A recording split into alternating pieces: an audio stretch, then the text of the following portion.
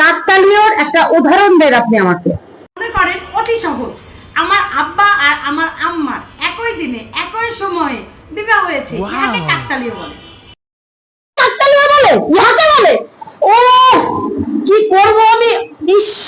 ও madam কি হয়েছে madam? Madam আপনার কি বুক ব্যথা করে? ও ম্যাডাম কি হয়েছে আপনার? আপনার কি বুক আবার চিনচিন করতেছে ম্যাডাম? ও ম্যাডাম বলেন ম্যাডাম। বাদ দেন, এবার আমি আপনাকে সেকেন্ড প্রশ্ন করি।